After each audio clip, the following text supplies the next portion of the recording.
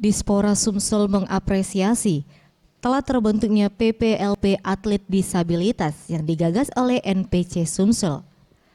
Ahmad Yusuf Kadispora Sumsel mengatakan, dengan adanya PPLP ini, setidaknya dapat memberikan ruang bagi penyandang disabilitas guna melaksanakan program berkelanjutan jangka panjang dengan mencari atlet baru untuk menjaga prestasi para atlet disabilitas yang membawa nama Sumsel.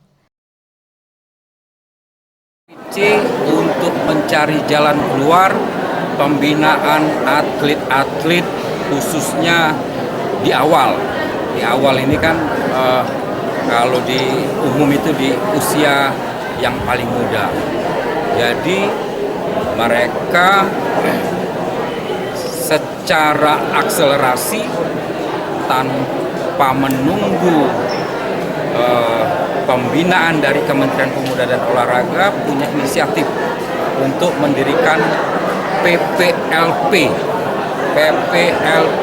Pusat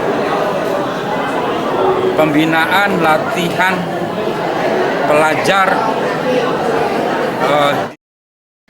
Nantinya PPLP disabilitas ini akan berkoordinasi bersama Kemenpora untuk penyediaan fasilitas dan program latihan yang dibutuhkan setiap tahunnya. Tim Liputan, Sriwijaya TV.